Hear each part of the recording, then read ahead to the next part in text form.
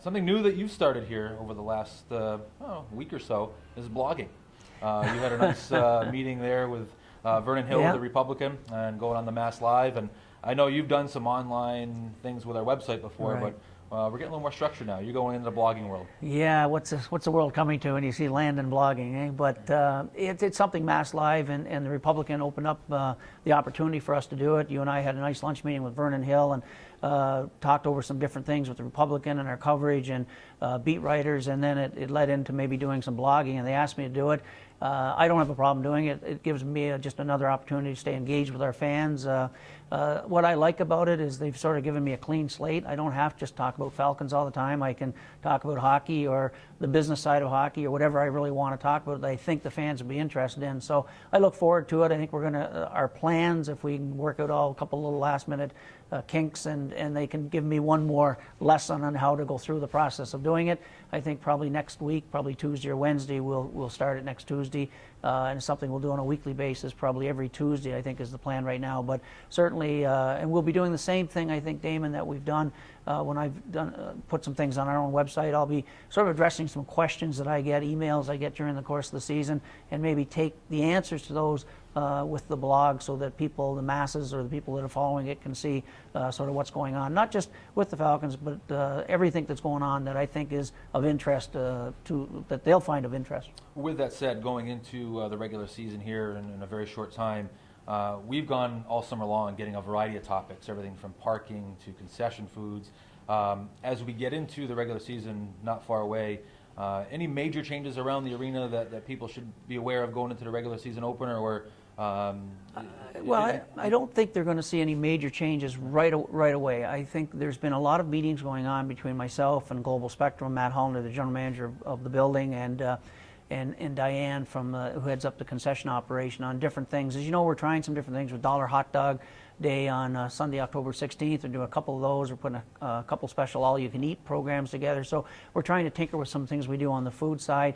I know that the Global Spectrum, or the MCCA rather, that owns the building, has hired a consultant to come in and just spend some time on really going through the whole operation of the building from soup to nuts and just looking at the different amenities we have or we don't have, and really make a real good impact as to what we need to do going forward to sort of bring our building even up a little bit more to offer some of the things that we currently can't do. I know we've had some questions with our premium seats.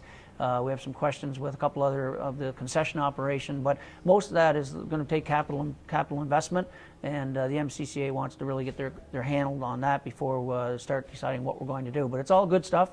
The building looks great. As we know, they do a wonderful job keeping that building clean, and the building looks good. And I think if we could add a couple new things going forward down the road, it'd be even spruced up a little bit more.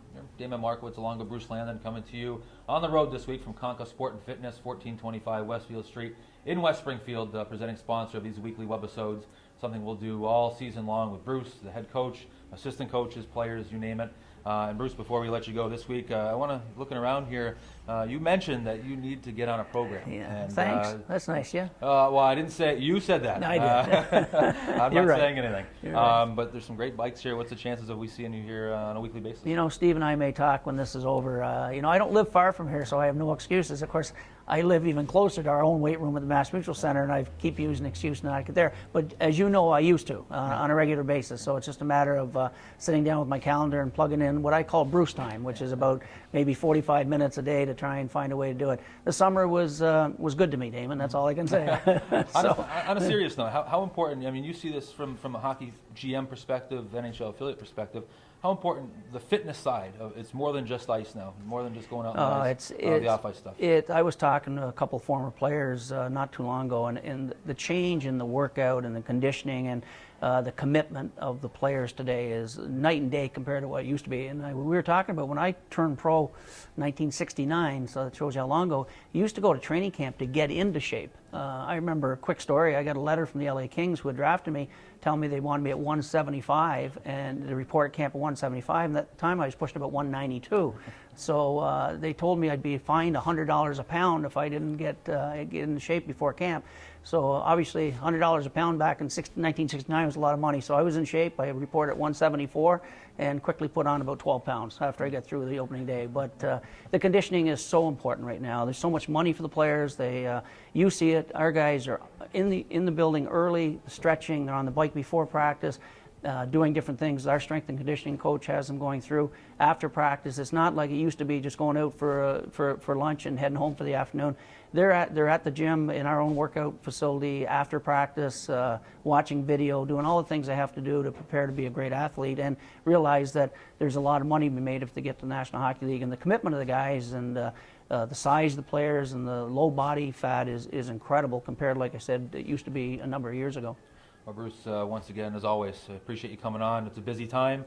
We're getting into the regular season here, and when we talk next, and one of those things, the Facebook questions keep coming in. We'll keep having you on as long as you want to keep coming on. I love it, and it's a lot of fun. And again, appreciation to Steve and getting us up here and seeing his great facility. I've driven by here a number of times, and nice to stop in. And glad things are going well for him. To see another business in West Springfield doing well is great. Absolutely, Bruce. Thanks again. Thanks, we'll see you soon.